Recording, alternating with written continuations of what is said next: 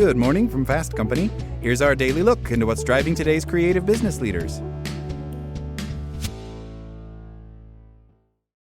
Competency checking is the practice that imposes extra scrutiny on Black professionals and people of color, challenging their qualifications, intellect, and ability to advance. There are three primary ways competency checking is deployed in the modern workplace. The first is the assumption of Black intellectual inferiority and/or a lack of qualifications. This can manifest in low expectations, marginalization, and extreme micromanagement. More simply, if someone assumes, consciously or unconsciously, that all Black people are intellectually inferior, they may question the person and their qualifications more closely during an interview and, once hired, pay much more attention to their work while looking for any mistakes. The second method of competency checking is the expression, particularly of surprise or unease with open displays of Black intelligence, which can trigger requests or demands to confirm how it was acquired and whether it's the result of rote memorization or actual integrated knowledge. This can manifest as dismissal, quizzing, argument, and tokenization. If a Black person knows something that their white coworker doesn't already know, the coworker's reaction isn't, "I didn't know that," but more often, "How do you know that?" The third method of competency checking is activation, specifically the feeling of fear when confronted with a Black person who holds any authority, especially someone in a leadership position.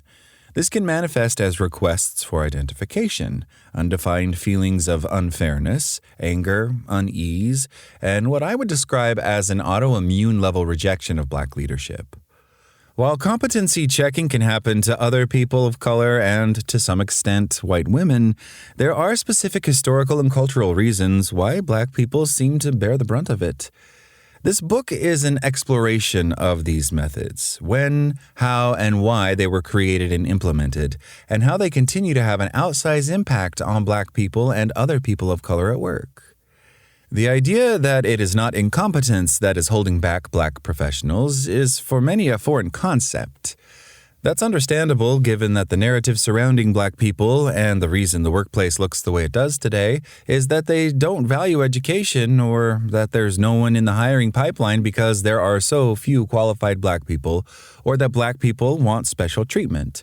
What's interesting is that both anecdotal and empirical evidence suggests that Black workers are getting a type of special treatment, just not the type that many people think. In 2019, the Economic Policy Institute, or EPI, released research that revealed the impact of race and racism in the workplace.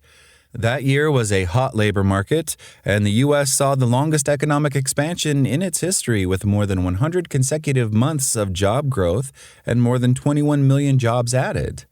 But the EPI's analysis of Bureau of Labor Statistics and local area unemployment statistics and U.S. Census Bureau data uncovered some surprising things.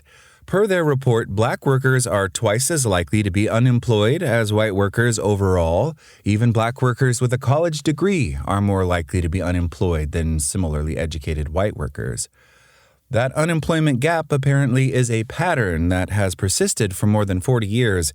In fact, this 2-to-1 ratio holds in practically every state in the nation where Black workers make up a significant share of the workforce. I believe that gap is linked, especially when it comes to new hires and leadership, to competency checking, and it starts with a name. In 2024, the New York Times reported on research from the National Bureau of Economic Research about the impact of a Black or white-sounding name on job applications. In 2019, researchers sent 80,000 fake resumes for 10,000 job openings at 100 companies. The resumes were modified to imply different racial and gender identities using names like Letitia or Amy to indicate a Black or white woman, respectively, and Lamar or Adam for a Black or white man. According to the resulting data, on average, candidates believed to be white received contact from employers about 9.5% more frequently compared to those thought to be Black. This type of research is known as an audit study, and it was the largest of its kind in the United States.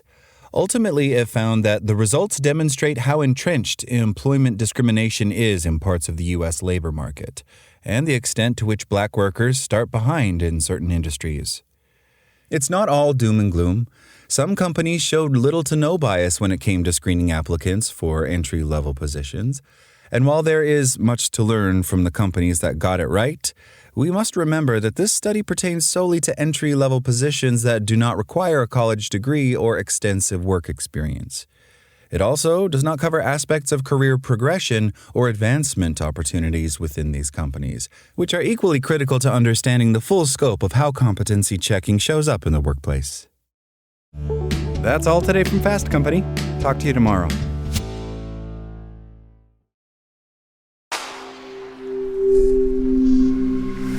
Spoken Layer.